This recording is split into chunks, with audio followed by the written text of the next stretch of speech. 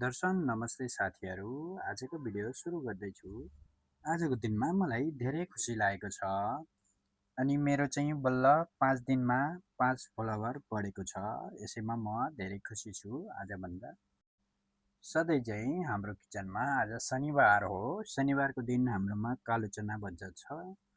कालो चना यहाँको शनिबारको दिनै कालो चना बन्छ। यहाँ मैले 1 चम्मच नुन हालेँ अनि एक चेक गर्दै मैले 3 चम्मच नुन हालिसकेँ। यहाँ तपाईले पनि आफ्नो हिसाबले यहाँ मैले मोटी इलाइची अनि दालचिनी हालेको छु। तपाईले आफ्नो हिसाबले हाल्नुहोला।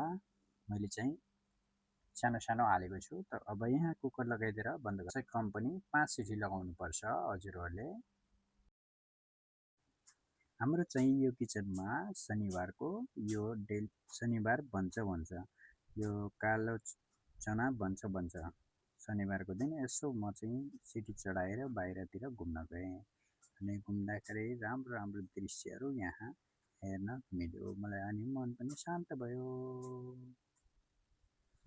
त्यसपछि फेरि भित्र आइसकेको छु। फेरि आएर म सामानहरू भित्र लगाउने अनि सामानहरू मिलाउनेतर्फ लागेँ अनि म मसलाको तयारी गर्न गइरहेको छु। अब चाहिँ म प्याजको तयारी काटेर मसला मलाई खुसी चाहिँ के लागेको छ भन्दाखेरि मैले 5 दिन भिडियो हालेँ कि जम्मा 5 जनाले मात्रै फलो गरेछन् के मलाई। त्यही भएर यहाँ देखाएको थियो। मलाई धेरै खुसी लाग्यो। त्यही पनि 5 जना भए पनि धेरै खुसी लाग्यो कि अझै सपोर्ट मिल्छ कि भन्ने आशा चाहिँ छ है मलाई।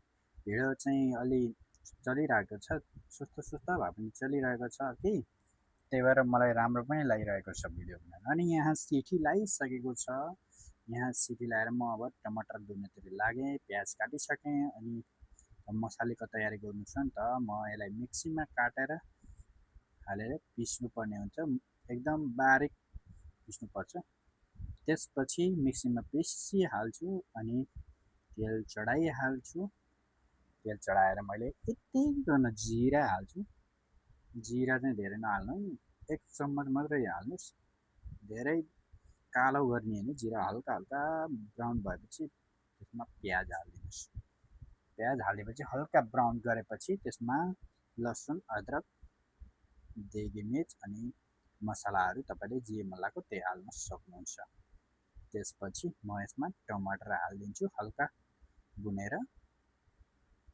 त्यसपछि टमाटर अनि यो मसलामा प्याज टमाटरले मसला तेल छोडेपछि बल्ल चना हाल्नुपर्छ। अनि यहाँ चाहिँ मेरो हल्का अरू काम पनि थियो अनि हल्का फुल्का टाइमसित टिफन पनि पाक्नु गर्नु छ नि त मलाई। त्यही भएर मैले अरू यो चम्मचहरू लगाउनुतिर लागेँ अनि धेरै काम हुन्छ नि त किचनमा। त्यस्तै हो, गर्नुपर्छ। नगरी केही नहुने रहेछ हजुर साथीहरू। नगरी कसैले दाम पनि दिँदैन, नगरी कसैले केही पनि दिँदैन। त्यसपछि मैले यहाँ छोले उम्लिसकेको थियो, एकदम पाकेर भइसकेको थियो अनि मैले चाहिँ अब यो तेल छोडिसकेको मसलामा चाहिँ चना हालिदिन्छु। त्यसपछि यसमा हल्का पकाएर एकदम 3-4 चोटि उमालिदिने। त्यसपछि यसलाई राम्रोसँग धनियाँले गार्निस गर्ने अनि रेडी भयो चना हजुरको सामुने। कस्तो लाग्यो हजुरलाई हेर्नुहोस्, कलर पनि एकदम राम्रो आएको छ। अब चाहिँ घिया बनाउनेको तयारी छ। घिया बनाउँछु मैले। कस्तो हुन्छ घियाहरू हो त।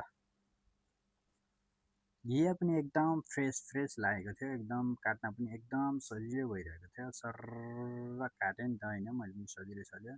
अनि पछाडि आन्टी पनि आएको थियो, म्याडम भन्दै थियो कि आज घिया बनाइदिए, राम्रोसँग बनाइदिए है, मिठो बनाइदिए है ल भनेको। मैले हुन्छ हस् बनाइदिन्छु है भन्दै पठाइदिएँ। घियाको लागि मैले प्याज ब्राउन गरेर हल्का बेसार नमक हल्दी हालेर बेसार हल्दी चढाइदिएँ। अब मलाई चाहिँ म्याङ्गो सेक बनाइदिनु भन्दै थियो अनि म्याडमको छोरीलाई चाहिँ म्याङ्गो सेक बनाउनु थियो। अनि मैले 2 चम्मच चिनी हालेर यो मिक्सीमा बरफहरू सबै हालेर मिक्सीमा घुमाइदिएँ। त्यो पिसेन अनि अलिकति अझै दुध थप्नुपर्ने जस्तो लागेको मलाई। एकदम गाढा भएछ नि त। त्यही भएर मैले फेरि यसलाई अलि दुध थपेर फेरि घुमाइदिएँ।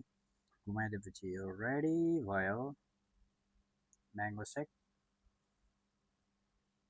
अनि मैले चाहिँ यहाँ गिलासमा हालिदिएँ। गाडा गाडा भए चाहिँ फेरि पनि चल्छ भनेर मैले फेरि त्यसलाई बनाइदिएर हल्का दुध हालेर दिएँ। अनि हाम्रो घिया चाहिँ यहाँ रेडी भइसकेको छ। अनि धनियाँ हालेर गार्निस गरेर रेडी गरेर राखिसकेँ। कस्तो लाग्यो हेर्नुहोस्, कलर पनि एकदम राम्रो आएको छ है।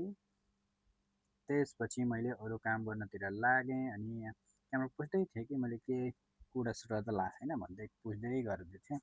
त्यसपछि अरू काम गर्न सुरु गरेँ। यहाँ टिफिन प्याक गर्नु थियो, फटाफट गरेर मैले त्यहाँबाट रोटी बनाउने तयारी गरिसकेँ मैले। अनि यहाँ चनालाई पनि उमाल्न हालेँ, गरम गर्न राखेँ। अनि सबै सब्जीहरू गरम गरेँ। अनि यहाँ माइक्रोमा गरम गर्नुपर्ने हुनेछ नि त, त्यही भएर माइक्रोमा हालिसकेँ मैले।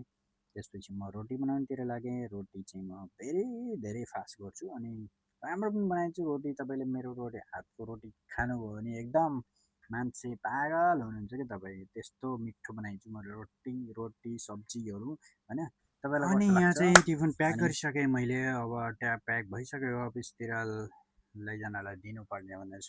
अनि मेरो भिडियो कस्तो लाग्छ हजुरलाई यसो सपोर्ट गरिदिनु होला, धेरैभन्दा धेरै सपोर्ट गरिदिनु होला, लाइक गरिदिनु होला। लाइक नगरिकन केही पनि हुनेवाला छैन, यहाँ हजुरहरूको सपोर्ट बिना केही हुनेवाला छैन। अनि धेरैभन्दा धेरै साथ सपोर्ट दिनु होला। अनि बल्ल मैले 5 दिनमा भिडियो हालेको, जम्मा 5जनाले मात्रै फलो गरिदिनु भएछ के। त्यही भएर मन चाहिँ अलि कस्तो खिन्न खिन्न भयो के मलाई। त्यही भएर मन अजिब अजिब सा लागेको छ। त्यही भएर फलो गरिदिनु होला। हस् त, नमस्ते।